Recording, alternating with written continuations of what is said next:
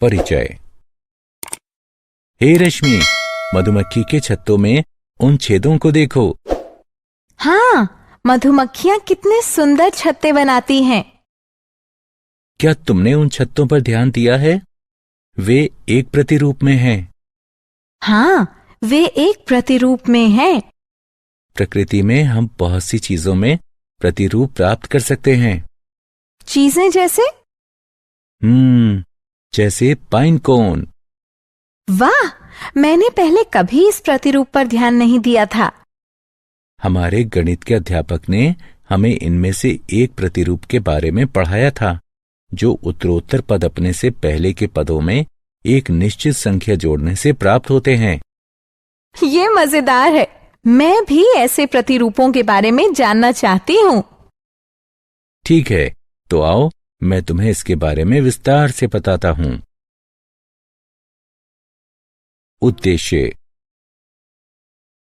इस पाठ के अंत में आप निम्न करने में सक्षम हो जाएंगे: समांतर श्रेणी की व्याख्या करना, पदों और सार्वअंतर को परिभाषित करना, समांतर श्रेणी का व्यापक रूप लिखना, समांतर श्रेणी का nवां पद ज्ञात करना, दी गई समांतर श्रेणी के प्रथम n पदों का योग ज्ञात करना, समांतर श्रेणी से संबंधित उदाहरणों को हल करना।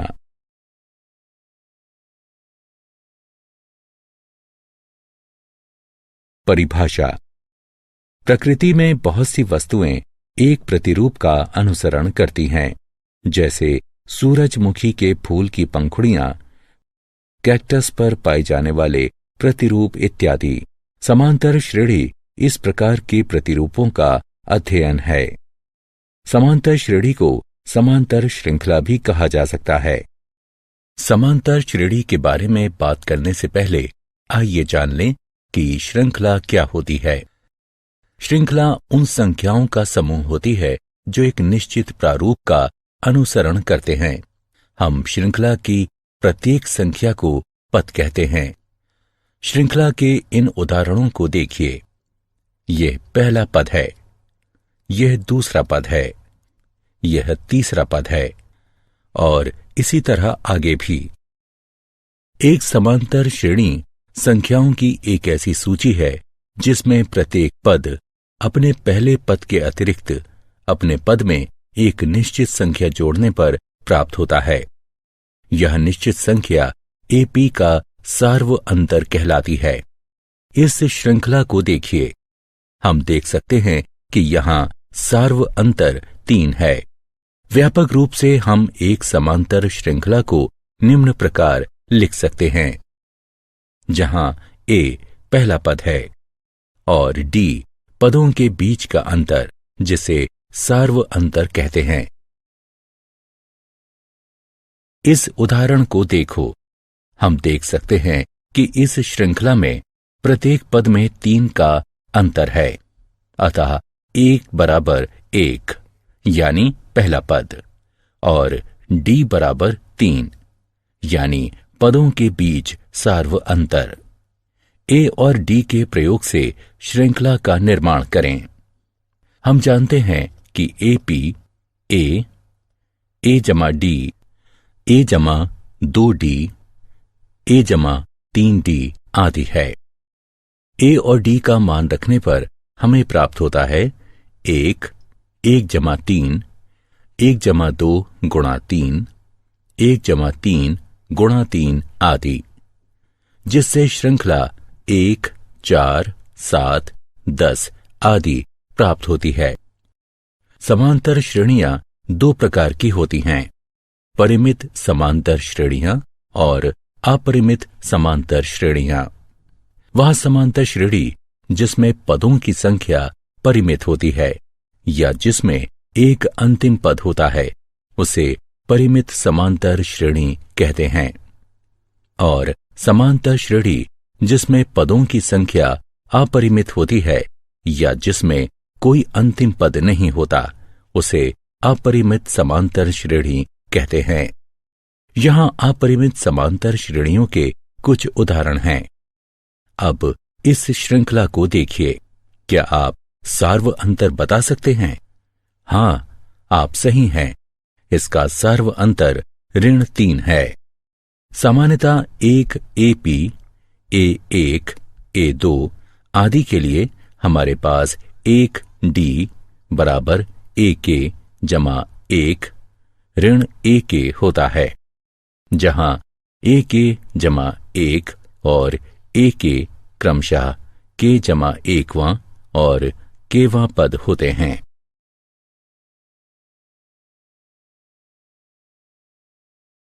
उदाहरण। आइए कुछ उदाहरण हल करें। इस श्रृंखला को देखिए। हम ज्ञात करेंगे कि ये संख्याएं AP बनाती हैं या नहीं। यहां A1 ऋण 3 है, A2 ऋण 3 है, A3 ऋण 3 है, इत्यादि। आइए A2 ऋण A1 ज्ञात करें, जो कि 3 ऋण 3 के बराबर है, जो कि 3 जमा 3 बराबर 6 के है। साथ ही A3 ऋण A2 बराबर ऋण 3 बराबर ऋण 6 है। इसी तरह A2 ऋण A1 A3 ऋण A2 के बराबर नहीं है। दी गई श्रृंखला समांतर श्रेणी नहीं है।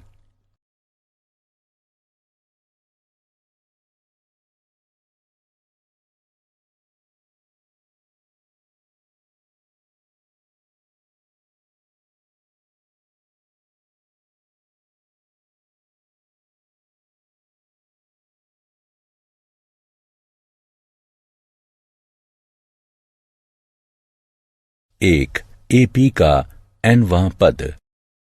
यदि एक समांतर श्रेणी का पहला पद A1 है और उत्तरोत्तर पदों का सार्व अंतर D है, तो श्रृंखला का nवां पद निम्नलिखित होगा।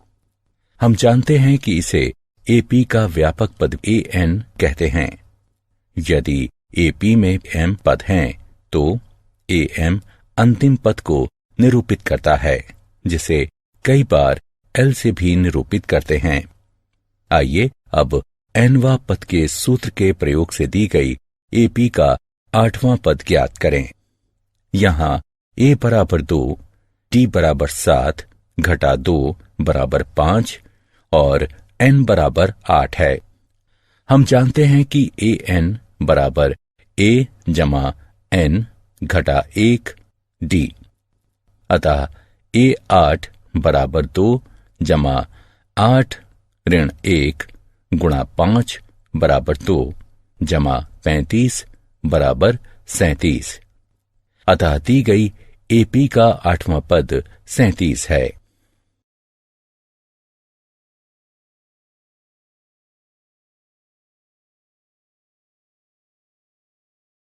उदाहरण। वह AP ज्ञात कीजिए जिसका चौथा पद 6 और 7वां पद 9 है। हल। दिया गया है कि चौथा पद 6 और 7वां पद 9 है। अतः A4 बराबर A जमा 4 घटा 1 D। इसलिए जो A जमा 3D बराबर 6 के है, इसे 1 के रूप में अंकित कीजिए और A7 बराबर A जमा 7 ऋण 1 D, जो कि A जमा 6D बराबर 9 के है, इसे 2 के रूप में अंकित कीजिए। अब रैखिक समीकरण युग्म 1 और 2 को हल करने पर हमें प्राप्त होता है A बराबर 3 और D बराबर 1। अतः वांछित AP 3, 4, 5, 6, 7 है।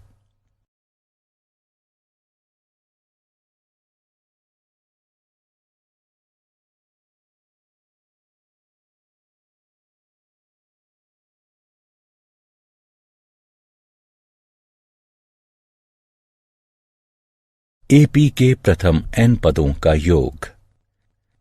हम जानते हैं कि AP का nवां पद AN बराबर A1 जमा N ऋण 1 D होता है।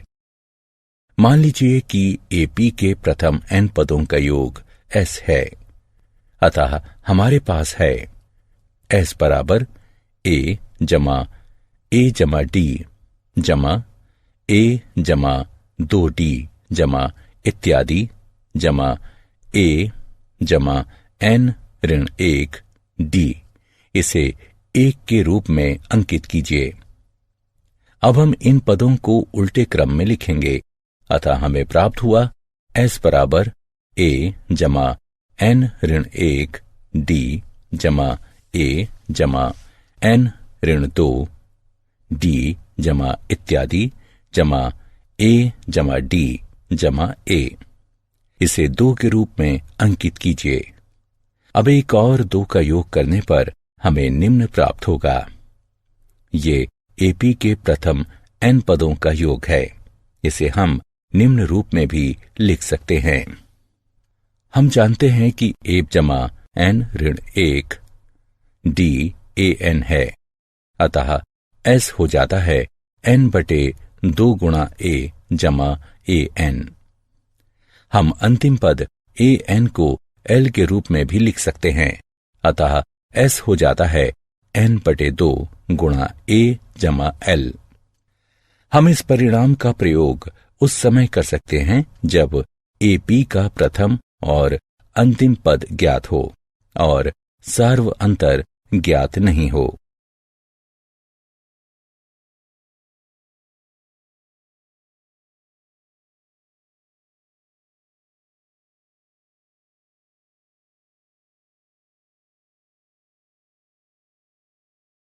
उदाहरण AP बराबर 2, 4, 6 इत्यादि के प्रथम 40 पदों का योग ज्ञात कीजिए।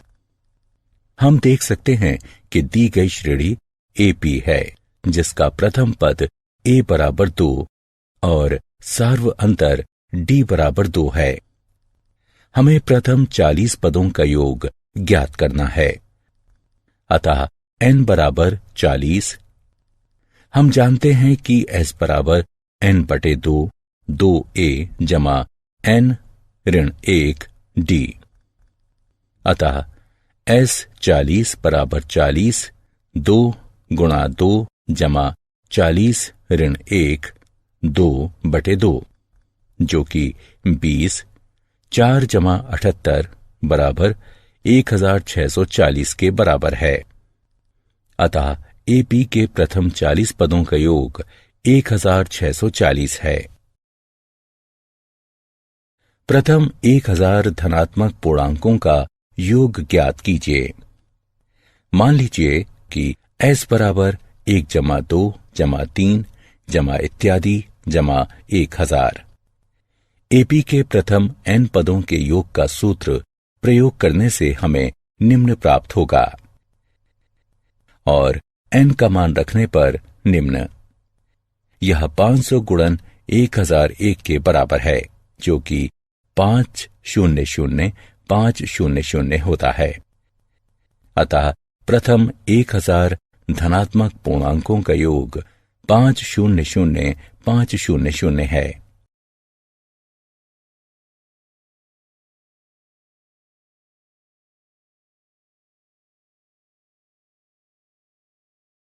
प्रथम n धनात्मक पूर्णांकों का योग ज्ञात कीजिए।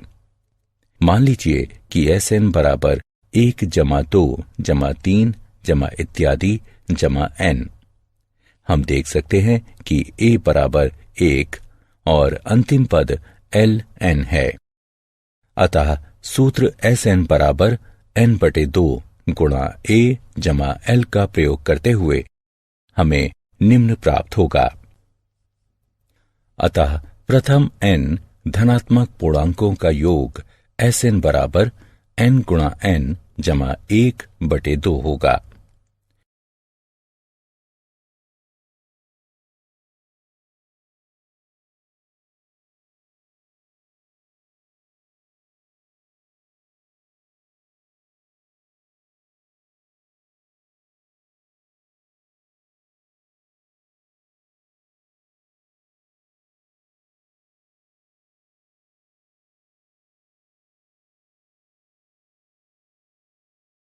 उस एपी के प्रथम 19 पदों का योग ज्ञात कीजिए जिसका nवां पद 2n जमा 1 है।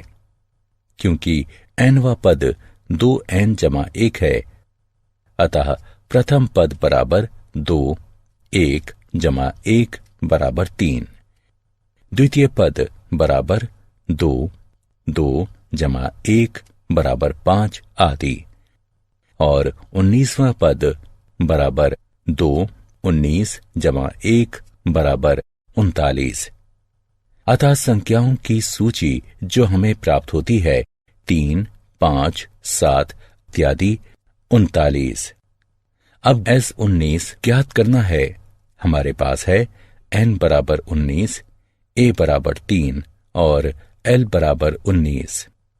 अतः S19 बराबर 19/2 गुणा 3 जमा 39 है। यहाँ 19/2 गुणा 42 के बराबर है। अतः एपी के प्रथम 19 पदों का योग 399 है। क्या आप जानते हैं एपी का nवां पद उसके प्रथम n पदों के योग और प्रथम n-1 पदों के योग का अंतर होता है, यानी an बराबर sn ऋण sn ऋण 1।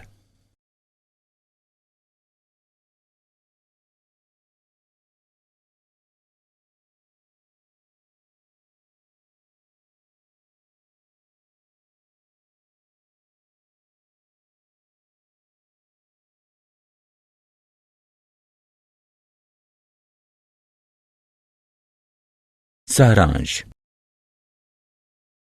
आइए हमने जो कुछ सीखा है उसे संक्षेप में दोहराएं। एक समांतर श्रेणी संख्याओं की एक ऐसी सूची है जिसमें प्रत्येक पद अपने पहले पद के अतिरिक्त अपने पद में एक निश्चित संख्या जोड़ने पर प्राप्त होता है। निश्चित संख्या d को सार्व अंतर कहते हैं। एपी का व्यापक रूप a जमा d, a जमा 2d, a जमा 3d आदि होता है। एक एपी जिसका प्रथम पद a और सार्व अंतर d हो, उसका nवां पद या व्यापक पद an बराबर a जमा n ऋण 1 d होता है। एपी के प्रथम n पदों का योग निम्न होता है। यदि l परिमित एपी का अंतिम पद यानी nवां पद है तो एपी के सभी पदों का योग निम्न होता है।